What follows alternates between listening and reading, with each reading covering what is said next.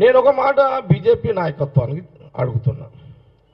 BJP నాయకత్వానికి ఏమడుతున్నా, కిషన్ రెడ్డి గారు ఆయన ప్రెసిడెంట్ కాబట్టి ఏమడుగుతున్నంటే, ఇప్పుడు ఈ కాలంలో ఆ కాలంలో నెహ్రూ కాలంలో ఈ డ్యాములని కట్టారు కదా, మరి ఆ 17 సంవత్సరాల అనేక డ్యాములు నెహ్రూ గారు కట్టారు కదా, ప్రధానమంత్రి మోడీగా భారతదేశంలో ఒక డ్యామ్ అన్న కట్టిరా? ఒక డ్యామ్ 16 సంవత్సరాల నెహ్రూ గారు పరిపాలనలో అనేక డ్యాములు కట్టారు. మరి మోడీ గారు 10 ఏళ్ళు ప్రజల అవకాశం ఇచ్చారు కదా, ఒక డ్యాము మేము కట్టినము మోడీ గారి ప్రభుత్వంలో అని మీరు దీని మీద ఛాలెంజ్ చేయగలుగుతారా? కాబట్టి మీరు ప్రభుత్వము పరిపాలన ఆ కుటుంబము నెహ్రూ గారి కాలం నుంచి ఈనాటి వరకు కూడా ప్రజలకు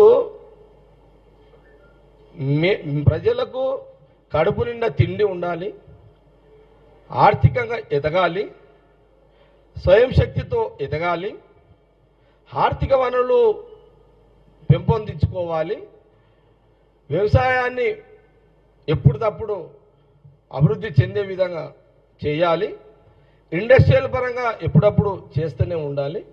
ఇది ఆనాటి జవహర్లాల్ నెహ్రూ కాలం నుంచి తీసుకుంటే మొన్నటి వరకు కూడా సోనియా గాంధీ, మన్మోహన్ సింగ్ ప్రధానమంత్రి గారు ఉన్నంత వరకు ఇలాంటివి జరిగింది. ఇండస్ట్రియల్స్ కూడా మీరు చూడండి, చాలా సందర్భాల్లో చెప్పడం జరిగింది. ఇందిరాగాంధీ గారు ఉన్నప్పుడు బిహెచ్ఎల్ కానివ్వండి, ఎక్రిసాట్ కానివ్వండి, ఆర్డినెన్స్ ఫ్యాక్టరీ కానివ్వండి, బీడిఎల్ కానివ్వండి, అట్లాగే ఐడిపిఎల్ కానివ్వండి,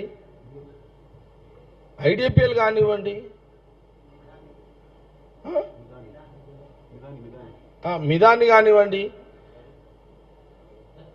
ఓకే మిదాని ఓకే, అంటే మనము గుర్తుపట్టేటే దివైతున్నాయి కదా.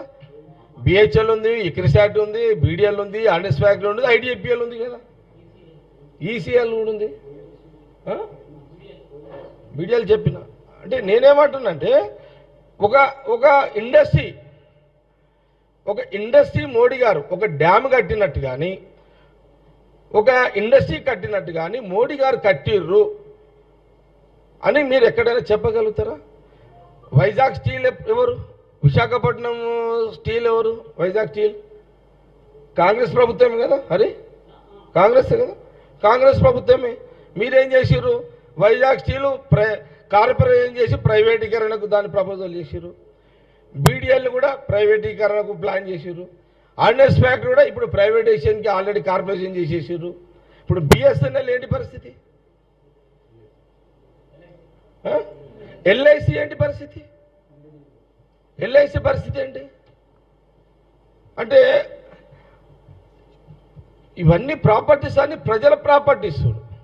ఈరోజు లక్షల కోట్ల విలువైన ఈ ప్రాపర్టీస్ అన్నీ కూడా ఒకరిద్దరు కార్పొరేట్ వ్యవస్థలకు ప్రైవేటీకరణ చేస్తూ కార్పొరేషన్గా వాళ్ళకు ఇవ్వడం జరిగింది.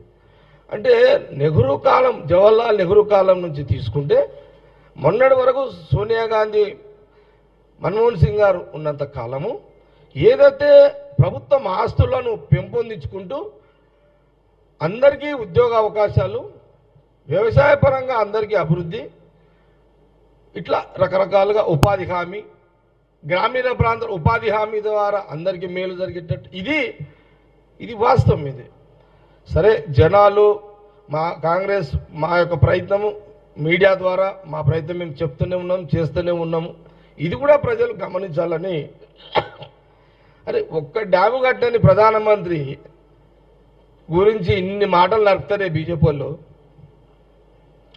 ఎస్, మేము ఒక డ్యామ్ కట్టినాము, ఒక 30,000 మందికి, 40,000 మందికి, 1,00,000 మందికి ఉద్యోగాలు వచ్చి ఒక ఇండస్ట్రీ తెచ్చినాము అని గల్లా ఎగరేసి చెప్పే ఒక దమ్ము తెలంగాణ బీజేపీ రాష్ట్ర అధ్యక్షుడికి ఉందా? ఛాలెంజ్ చేయగలుగుతారా కాంగ్రెస్ పార్టీని? మేము ఇన్ని ఉద్యోగాలు చేసినాము ఇండస్ట్రీ వల్ల చెప్పగలుగుతారా?